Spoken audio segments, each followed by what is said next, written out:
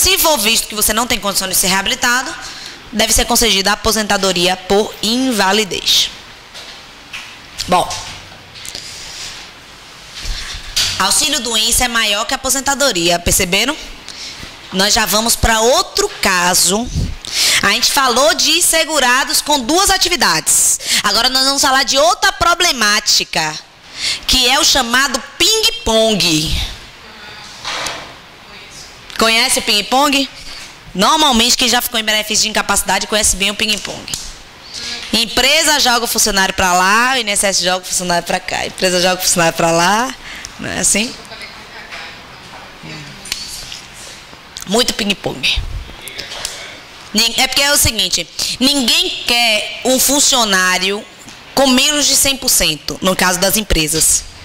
Ao mesmo tempo, a autarquia só quer um funcionário que esteja incapaz para o trabalho.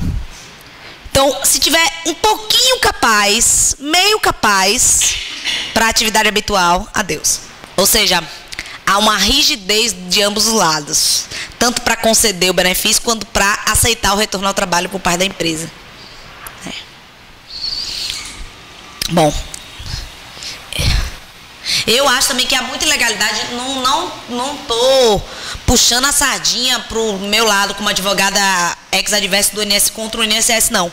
Eu acho que há muita ilegalidade nas empresas, muita ilegalidade. Às vezes o funcionário quer voltar e a empresa não quer aceitar.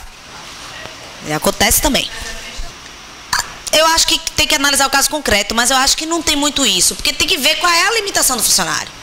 Mesmo que a atividade dele seja perigosa, às vezes a limitação não influencia na segurança. Eu acho que é uma má vontade mesmo. Mas aí é uma questão de vida real, não é uma questão de lei, né? A gente precisa saber da lei. Na vida real, a gente tenta lidar de outras formas, com a reclamação trabalhista ou com uma ação de concessão de benefício destinada a quem você acha que é responsável. Se é a empresa que não quer lhe receber, se é o INSS que não quer lhe pagar um benefício que você entende que está incapaz. Bom, vamos falar agora do ping-pong, que são essas idas e vindas de benefício. Às vezes legais, às vezes legais. Eu tive um caso essa semana passada. A cliente torceu o tornozelo e entrou em auxílio-doença. Depois teve alta.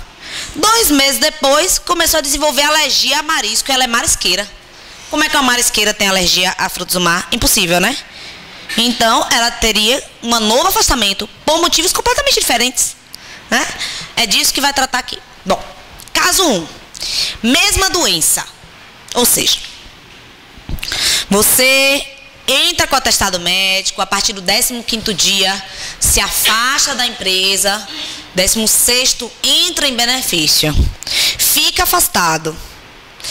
O INSS diz que você está apto ao trabalho, você tem um benefício cessado, retoma a empresa. Tanto faz se é após reabilitação ou não necessitou reabilitação, você volta para a mesma atividade. Ponto. Mesma doença, novo benefício dentro de 60 dias. Ou seja, se você volta antes de 60 dias que o seu benefício anterior foi cortado, a empresa não é obrigada a pagar esses 15 dias. O INSS tem que prorrogar o benefício anterior e descontar dias que eventualmente você trabalhou. Ou seja, você se afastou no dia 1º de janeiro de 2014 e teve seu benefício cessado no dia 1º de março de 2014. Cessado.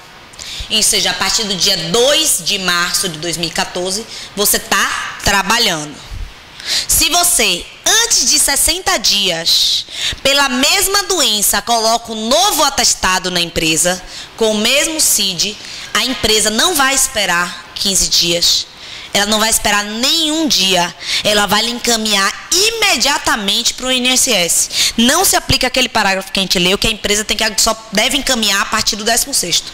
Nesse caso, até porque ela já pagou ela pagou no afastamento anterior. Exatamente, mas dentro de 60 dias. Dentro de 60 dias. E encaminha. Vamos imaginar que você teve o benefício cessado e trabalhou 30 dias. O INSS vai reativar o benefício desde a cessação, porém não vai lhe pagar esses 30 dias, porque esses 30 dias você trabalhou e recebeu salário. O objetivo do benefício não é que você receba 2 salários. É substituto de renda. Se você trabalhou, ele vai descontar os dias eventualmente trabalhados dos dias de benefício que você receberia. Ou seja, tudo volta como se esse benefício aqui não tivesse sido cessado. Como se ele não tivesse sido cessado. Vai ter data de início 1 de janeiro de 2014, sem data de cessação. Até que você se recupere novamente e esse benefício vai ter uma nova data de cessação. Ou seja, é o mesmo benefício, é um único benefício, não serão 2. Apesar de você ter retornado ao trabalho. Você se afastou do trabalho por 15 dias. Retornou à atividade no 16º. Novamente afasta-se dentro de 60 dias, em decorrência da mesma doença, faz jus a partir do novo afastamento. Afasta-se do trabalho por 15, é porque nós estamos em matemática aqui, fazer a conta. Retorna à atividade no 16º, novamente se afasta após, dentro de 60 dias, em decorrência da mesma doença, faz jus a partir do novo... Aqui deve ser após 60 dias, viu, gente? Se eu colocar aqui um asteriscozinho, que a gente olha no decreto já já. Afasta-se por 10 dias, retorna, dentro de 60 dias afasta-se em decorrente da mesma doença, faz jus a partir do 5º dia. Aqui está mais fácil, aqui quer que seja após 60 dias, você faz jus apenas a partir do novo afastamento. Aqui é o seguinte, você não botou um atestado de 15, você botou um atestado de 5, você botou um atestado de 10, sobre a mesma doença. Se foi a mesma doença, dentro de 60 dias, você vai somar esses atestados que você colocou. A partir do momento que completa 15, a empresa já te encaminha para o INSS. Mesmo que tenha um intervalo de tempo entre um e outro, 60 dias. Dentro de 60 dias. Você botou o primeiro atestado hoje, você vai botar um outro atestado dentro de 60 dias, soma, se for a mesma doença, se for a mesma CID. Entendeu? Se for a mesma doença, a empresa te encaminha a partir do 15º. Ou seja, o que quer dizer isso aqui? A empresa só é obrigada a pagar os 15 dias decorrentes da mesma doença se essa doença ocorrer em 60 dias. Se essa doença ocorrer depois de 60 dias, a empresa vai ser obrigada a pagar, se for o caso, até 15 e 15. Mas se for dentro de 60 dias, todos os atestados que você colocar em decorrência daquela doença vão ser somados e a partir do 16º a empresa lhe encaminha para o INSS. Ou seja, em 60 dias, somente 15 dias você pode estar afastado em decorrência de doença. Da mesma doença. Tá? Vamos abrir aqui rapidinho o decreto. É 3048 de 99. É o regulamento da Previdência Social. É o decreto que regulamenta as duas leis, a de custeio e a de benefício, a 8.213 e a 8.212. Aposentadoria por idade, aqui é a aposentadoria por invalidez. Começa por aposentadoria por invalidez sempre. Eu que pulei para auxílio doença, porque eu acho que o auxílio doença está mais correlacionado à aposentadoria por invalidez, é melhor você ver junto. Mas também na lei 8.213 eles não estão coladinhos não. Você vê que a gente pulou do 42 para o 70. Aqui é a aposentadoria especial. Tempo de contribuição. Um monte de tabelinha para vocês se divertirem. Vamos lá. é a tabela de carências ali? Não, é a tabela de conversão da atividade especial. Quais são os multiplicadores de conversão de tempo comum, de tempo especial em tempo comum. Aqui, ó. Se o segurado empregado, por motivo de doença, afastar-se do trabalho durante 15 dias, retornando à atividade no 16º dia, e se dela, na verdade o que ficou, eu tentei resumir e acabou ficando confuso, eu vou refazer o texto daquele slide. Mas vocês podem anotar aí para ficar mais claro para vocês. O segurado empregado por motivo de doença afasta-se do trabalho durante 15 dias e retorna à atividade no 16º. Ou seja, ele não se afastou em benefício. Ele se afastou do trabalho, mas ele não se afastou em benefício. Entenderam? É isso que está a diferença do primeiro para o segundo. No primeiro ele afastou-se em benefício, o benefício foi cessado, ele retorna à atividade e dentro de 60 dias se afasta de novo pela mesma doença. Não é o caso aqui. Aqui ele se afastou durante 15 dias e retornou e trabalhou. Não foi para benefício.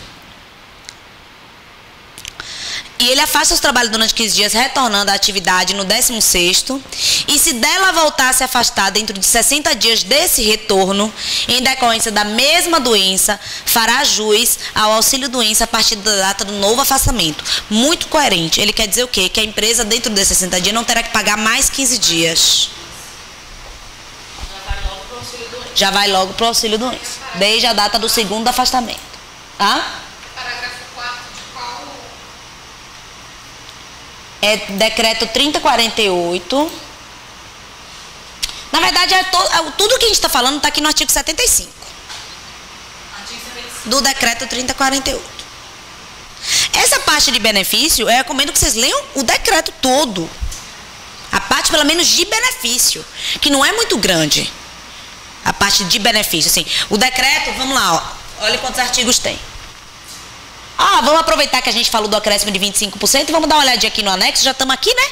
Com ele aberto? Qual é o decreto? 3048 de 99. Esse, se tivesse um letreiro luminoso, estava aqui, ó. 8.213, 8.212. E vou pedir arroz para botar umas placas de neon aqui. E 3048, para vocês nunca esquecerem. 3.048 de 99. Artigo 75, né? Ó. O decreto tem 382 artigos. Não se animem, porque tem assim, 25A, 25B, 25C. Não se animem, ele é enorme. Ele dá um catatal de impressão. Eu todo ano imprimo. Para deixar fácil consulta, não precisa ter internet, né? Bom, ó o anexo 1, ó. Relação das situações em que... ainda tem os anexos. Aqui são só os artigos. Relações das situações em que o aposentado por invalidez, observe, o aposentado por invalidez, não está falando dos outros benefícios. Então, na prova, vocês vão marcar que apenas o aposentado por invalidez tem direito ao acréscimo de 25%, não estendido aos pensionistas. Tá? Cessa com a morte do segurado. Terá direito à majoração de 25%, prevista no artigo 45 desse regulamento. Cegueira total. Perda de 9 dedos das mãos ou superior, ou seja, praticamente de todos, 9 ou 10, é isso que ele quer dizer, né? Perda de 9 ou 10 dedos. Paralisia de 2 membros superiores ou inferiores, ou um ou outro. E os dois, óbvio, também, né?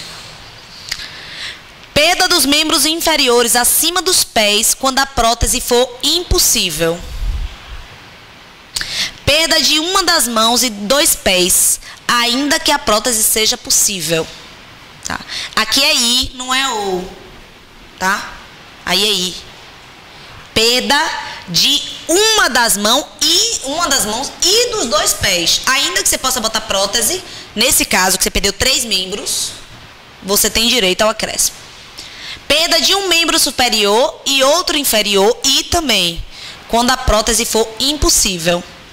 A alteração das faculdades mentais com grave perturbação da vida orgânica. Eu falei alienação mental, ó, porque eu devo ter lido em alguma jurisprudência. Ele fala alteração das faculdades mentais. A mesma coisa de alienação mental, né? Mas o texto eu tinha dito que ele usou alienação, não, ele usou alteração de faculdades mentais.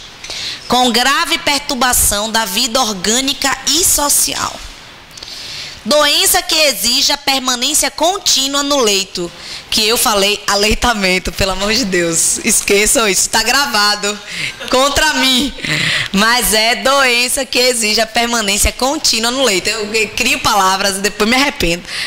Incapacidade permanente para as atividades da vida diária. Observe que quando ele bota isso aqui, incapacidade permanente para as atividades da vida diária, ele correlaciona praticamente o mundo dentro disso aqui.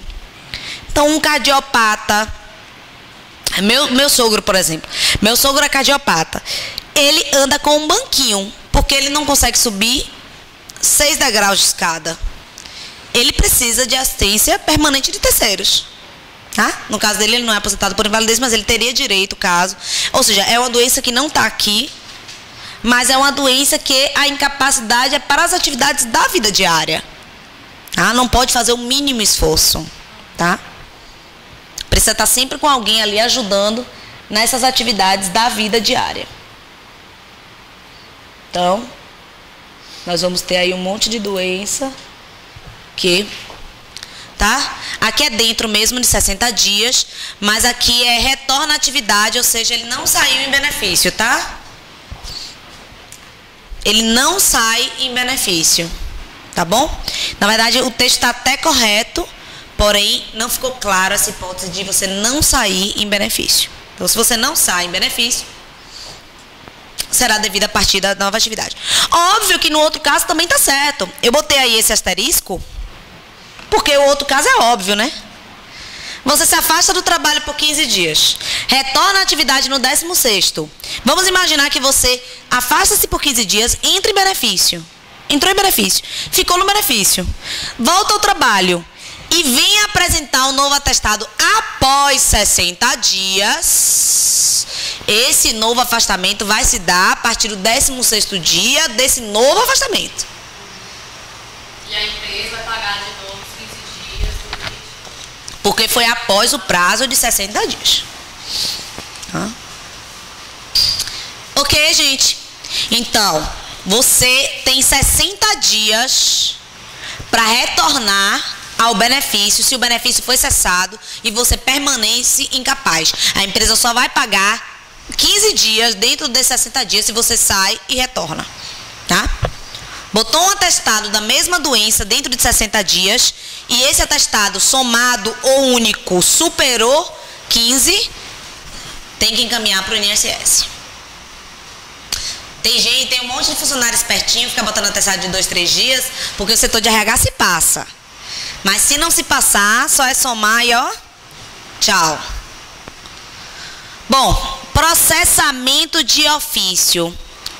A gente sempre relaciona que os benefícios são devidos a partir da origem ou do requerimento. Ou seja, em regra, o Instituto, a Previdência, não age sozinha. Ela necessita que o segurado a procure, que o segurado a instigue, que o segurado requeira, né? Que o segurado se movimente. Não é ela quem se movimenta. Mas isso tem algumas exceções, tá? Essa é uma delas, o artigo 76 do decreto. A Previdência Social deve processar de ofício. O que é de ofício? É sem provocação. Ou seja, sem que o segurado a procure, sem que o segurado requeira, sem que o segurado provoque o benefício, quando tiver ciência da incapacidade do segurado, sem que esse tenha requerido o auxílio-doença. Gente, é aquele caso do segurado, como eu disse, é o exemplo do coma. O segurado cai na rua, bate a cabeça. Tem uma música de Raul Seixas que ele falava disso. Tá na rua, bateu a cabeça na música, morre. No caso, não aqui, não morreu.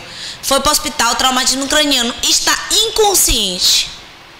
Qualquer parente dessa pessoa, mesmo sem procuração, pode procurar a Previdência Social e comunicar que esse segurado está incapaz e sem condição de vir requerer esse benefício. E a própria Previdência deve ela mesma encaminhar um médico perito ao hospital para verificar se é caso de concessão ou não de benefício. Existe perícia domiciliar, existe perícia intra-hospitalar. Ou seja, não existe só perícia médica do INSS dentro das agências do INSS. Também a Previdência vai aonde o segurado estiver, se esse segurado não tem condições de ir até a Previdência. Então, se a Previdência toma ciência de que esse segurado não tem condições de requerer o benefício, ela deve sim processar de ofício. Muitas vezes a Previdência Social atua naqueles casos de catástrofes, né, para fins de conceder benefício de ofício, sim. Entendeu? Para fins de conceder benefício de ofício. Quando as pessoas estão... tanto no caso de concessão de pensão por morte, naqueles casos de que se presume que a pessoa morreu dentro de um avião, etc., pode processar. Se os dependentes não têm condições de requerer, como por exemplo menores impúberes, ela pode processar de ofício para conceder esse benefício ao menor que ainda não tenha tutor nomeado, por exemplo, né? Como também no caso de doença. Vamos imaginar também que uma pessoa tem aquelas catástrofes de aterramento lá no Rio de Janeiro, né? Caiu. A Previdência Social, sabendo daquelas pessoas hospitalizadas que são segurados, ela tem o dever de conceder o benefício de ofício a partir do momento que ela toma ciência que o segurado está sem condições de requerer o benefício. Agora, óbvio, quando ela tiver ciência, né? Quando ela tiver ciência. A gente já falou dos tratamentos obrigatórios sob pena de suspensão. Vamos falar com um pouquinho mais de detalhe, que aqui são as previsões do decreto. Ele é obrigado a passar por exame médico à casa da Previdência, ele é obrigado a passar por processo de reabilitação, ele é obrigado a passar por tratamento médico dispensado gratuitamente. Foi o que eu falei. Todo tipo de tratamento médico fornecido pelo Sistema Único de Saúde, o segurado é obrigado a fazer. Óbvio que tratamento fora do Brasil, tratamento experimental, tratamento não aprovado pelas agências de saúde, não vão ser obrigatórios. Que é o caso dos tratamentos experimentais. Mas se o tratamento for oferecido gratuitamente pelo Sistema Único de Saúde, o segurado é obrigado a fazer. As únicas exceções são os cirúrgicos e a transfusão de sangue, que são facultativos. Tá? Como nós já vimos. Bom, e a cessação do auxílio-doença? Se a aposentadoria, que a aposentadoria extingue, quanto mais auxílio-doença. Quanto mais auxílio-doença. O auxílio-doença é um benefício precário. O auxílio-doença é um benefício que ele é para ser concedido por um determinado tempo. A maioria dos auxílios-doenças não se transformam em aposentadoria por invalidez. A maioria dos auxílios-doenças são cessados e a pessoa retorna à atividade. Então, a cessação se dá com a recuperação da capacidade, ou ela se dá com a transformação em aposentadoria por invalidez ou em transformação por auxílio-acidente. Tá? Nós já vimos que o segurado com incapacidade parcial, ele é obrigado, pode ser obrigado, caso a Previdência entenda que ele deve participar de programa de reabilitação, ele é obrigado a participar desse exame de reabilitação. Então, quem decide, na verdade, é a Previdência, não é ele. Esse programa de reabilitação, ele pode verificar se aquela sequela daquele trabalhador decorre de um acidente, de qualquer natureza ou do trabalho, tanto faz. Se decorre, se é uma sequela grave. Se for, ele, a partir do momento que ele é habilitado na nova função, a partir do momento da reabilitação, que a reabilitação é concluída e ele já pode exercer essa nova função, o auxílio-doença vai ser cessado. Então, ele pode ser cessado com a concessão de auxílio-acidente ou sem a concessão de auxílio-acidente.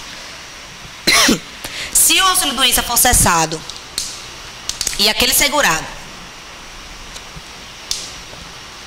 tem uma incapacidade permanente de retornar para sua função habitual anterior e tem uma sequela grave, vai ser com concessão do auxílio-acidente. A partir do dia que cessa o auxílio-doença, concede no dia seguinte o auxílio-acidente. Caso esse funcionário for identificado como, esse segurado, identificado como insusceptível de reabilitação, ou seja, essa incapacidade, ao invés de ser parcial, se torna total, ao invés de ser temporária, se torna permanente, ele vai ser, a partir do dia que cessa o auxílio-doença, concedida a aposentadoria por invalidez. Tá? É o caso de transformação. Ele pode ser cessado para retorno imediato ao mercado de trabalho, ou ele pode ser cessado para a concessão de aposentadoria por invalidez. Vamos falar agora de um bicho-papão da Previdência Social, chamada alta programada. O Poder Judiciário, logo quando foi criada essa ideia de fixação de data limite, era contra a fixação de data limite para finalização de auxílio-doença, que é isso que é alta programada. Que é alta programada? É o médico perito do INSS programar quando esse segurado provavelmente terá condições de retornar ao trabalho. Ou seja, uma data limite para a concessão desse benefício. Hoje o Poder Judiciário é mais tranquilo em relação a isso, porque a Previdência Social faculta a esse segurado, 15 dias antes dessa data limite, requerer a prorrogação desse benefício. E ele vai passar por um novo exame médico, e essa data poderá ser alterada a partir desse exame médico que ele vai participar. O que o Poder Judiciário entende não ser cabível é a alta programada sem a possibilitação, a faculdade do segurado fazer esse exame antes da cessação do benefício, tá? Ou seja, a princípio é legal, a princípio, desde que facultado ao segurado a realização de exame médico antes da cessação desse benefício. O INSS poderá estabelecer, mediante avaliação médico-pericial, o prazo que entender suficiente para a recuperação da capacidade para o trabalho, dispensada nessa hipótese a realização de nova perícia. É sobre isso aqui que o Poder Judiciário discorda. Entendeu? Entende que o segurado teria direito a essa perícia antes da cessação do benefício. Mas aí, para isso, se veio com essa segunda previsão. Caso o prazo concedido para a recuperação se revele insuficiente, o segurado poderá solicitar a realização de nova perícia médica na forma estabelecida pelo Ministério da Previdência Social. Esses são chamados PP e PR. PP é o pedido de prorrogação. Antes de cessar o benefício, 15 dias antes da data prevista para a cessação, o segurado pode solicitar, em qualquer agência da Previdência Social, na agência que ele está vinculado de preferência, uma prorrogação desse benefício. É regra esses 15 dias. Instrução normativa. Ele já pode pedir, faltando 15 dias. Se o exame pericial detectar que realmente ele tem direito à prorrogação desse auxílio-doença, é como se essa data limite, como se essa alta nunca tivesse acontecido. E aí vai ser estabelecida ou uma nova possibilidade, né? Porque aqui é poderá, não é deverá, ou será estabelecida uma nova data limite, ou não. Ou poderá ser até concedido uma aposentadoria por invalidez nessa nova exame médico, o médico entender que assim deve ser feito. Tá? Que é o caso de incapacidade total e permanente. Tá? Se esse exame de pedido de prorrogação não for aceito, mantém-se a data fixada anteriormente. Qual é o problema real? É que muitas vezes a perícia médica não é marcada dentro desses 15 dias. Ou seja, a perícia médica é marcada depois que a data limite já está fixada. E aí, se o segurado tem esse benefício cessado, ele às vezes vai fazer a perícia, digamos, 30 dias, ele já perdeu os 15 dias. Porque ele não retornou ao trabalho, porque ele estava aguardando a resposta sobre o pedido dele de prorrogação. Entendeu? E aí cabe, tanto judicialmente perante o INSS, que essa prorrogação seja feita nesse prazo de 15 dias. Ou seja, que se ultrapasse até a data da realização da perícia. Se a perícia não pôde ser feita nos 15 dias, que se prorrogue esse benefício até a data da realização da perícia. Quando essa possibilidade é da autarquia, do INSS. Tá? Mas na prova vocês vão marcar, na verdade a prova vai querer saber de vocês se pode fixar, se o médico pode fixar data, pode, tá? E em relação ao segurado, se ele pode, antes desse benefício ser cortado, se declarar que foi insuficiente o prazo concedido e pedir uma nova avaliação, pode também. É o pedido de prorrogação feito 15 dias antes da cessação do benefício. PP. PR seria, se esse pedido de prorrogação não for acatado, você tem direito a um pedido de reconsideração. Você vai passar, então, por um segundo exame médico que vai identificar se essa negativa do seu pedido de prorrogação foi correta ou não. E ele poderá reconsiderar, se ele reconsidera, ele poderá reconsiderar desde a data que cessou. Lhe pagando os meses que, porventura, você não tenha recebido nesse transcurso entre a data que cessou e a data da perícia do pedido de reconsideração. Aí faz uma nova perícia se o PP não... A segunda, exatamente. Todo pedido de prorrogação e reconsideração está vinculado a um novo exame pericial. Já o recurso, não. O recurso é uma análise dos argumentos. Ah? Essa parte de formalização está na Instrução Normativa 45. Como a gente ainda não sabe a data do concurso, talvez dê tempo de vocês darem uma lida nela, é interessante. Agora é imensa. Tá? Qual é? Instrução Normativa 45. Se eu não me engano, da última vez que eu vi, tem mais de 1000 artigos. Dependendo da data da prova, dá para dar uma lida. Né? Instrução Normativa número 45 de 2010. Ela é o regulamento do regulamento.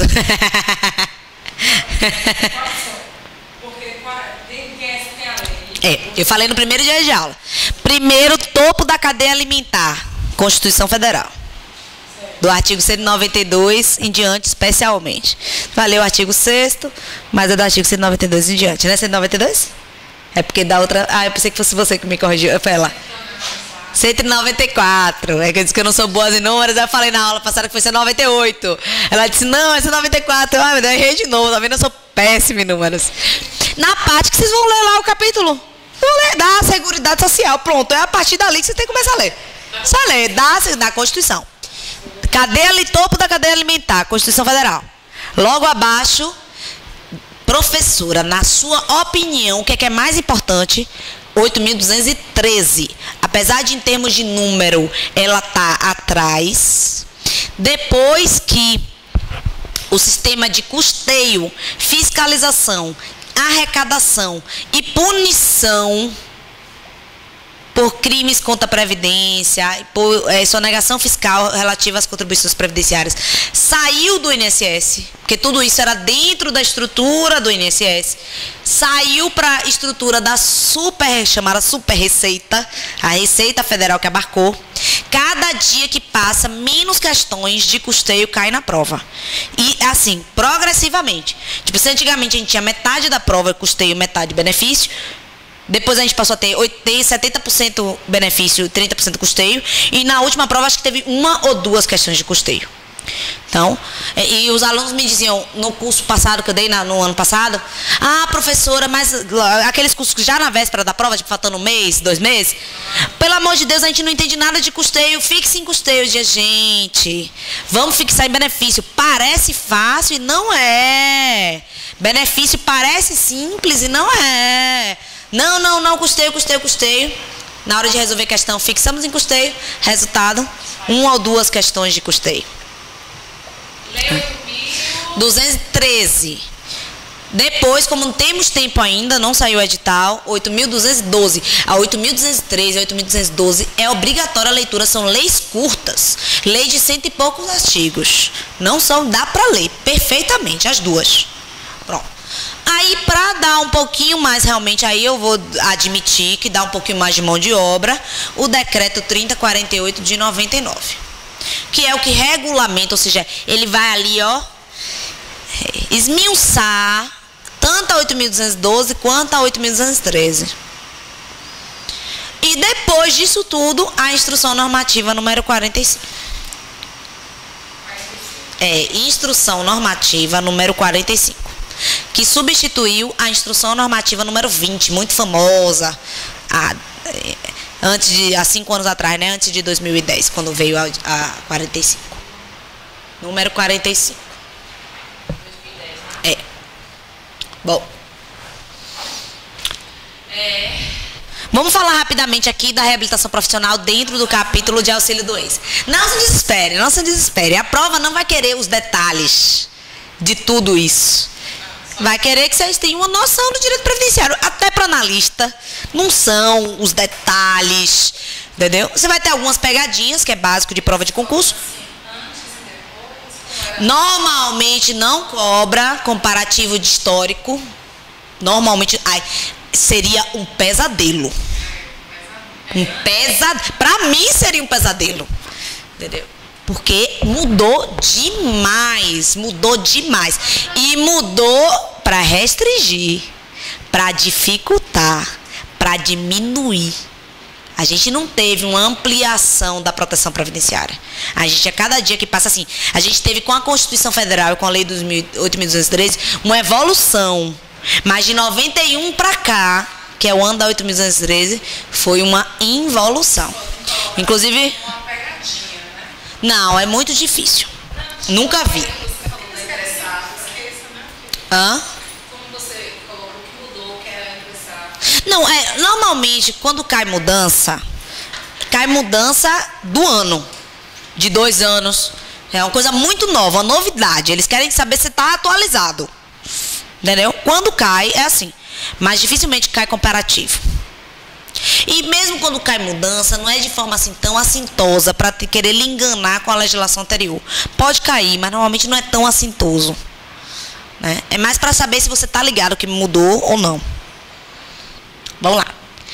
O segurado em gozo de auxílio-doença, insuscetível de recuperação para a sua atividade habitual, deverá submeter-se até a reabilitação profissional. Nós já lemos isso aqui. Tá? Quando não for considerado não recuperado, aposentado por invalidez. Então, isso aqui quer dizer que o segurado deverá se submeter à reabilitação quando ele não tem condição de voltar para a atividade dele. Nós já lemos esse artigo. E quais são os efeitos trabalhistas do auxílio-doença? O segurado empregado em gozo de auxílio-doença é considerado pela empresa como licenciado. O que significa isso? O contrato de trabalho é suspenso. O contrato de trabalho deixa de ter efeitos. Né? Não pode ser por isso extinto. Contrato suspenso não pode ser extinto. Então, o contrato de trabalho do afastado em auxílio-doença é suspenso, ele é considerado como licenciado. A empresa que garantir ao segurado licença remunerada ficará obrigada a pagar-lhe durante o período do auxílio-doença a eventual diferença entre o valor deste e a importância garantida pela licença. Isso é a empresa que tiver essa obrigatoriedade. Isso não é uma regra para todo mundo. Isso é uma regra que pode estar prevista numa convenção coletiva, pode estar prevista nas normas internas da empresa. Não é um direito. É a empresa que garante, a empresa que tem esse direito, ou por uma norma interna dela, ou por um acordo coletivo de trabalho, ou por uma convenção coletiva de trabalho.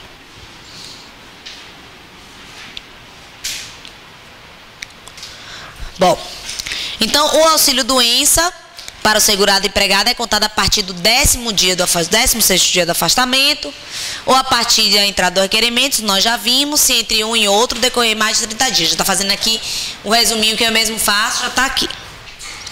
O segurado empregado doméstico, trabalhador avulso, contribuinte individual, especial e facultativo, a contar da data do início da incapacidade ou da data de entrada no requerimento, se entre essas datas decorrerem mais de 30 dias. Ó, falei que o doméstico era empregado, mas nesse caso não se aplica não, viu? Me equivoquei. O doméstico também, a partir do 10º dia, do primeiro dia da incapacidade, já deve ser encaminhado para o INSS. Tá? Durante os primeiros 15 dias de afastamento da atividade por motivo de invalidez, caberá à empresa pagar ao segurado empregado o salário. Ou seja, à exceção do segurado obrigatório e empregado, todos os demais têm um benefício deferido a partir da data de início da incapacidade e não da data do 15º dia, do 16º dia. Só o empregado, o segurado obrigatório e empregado é que tem direito a partir do 16º dia.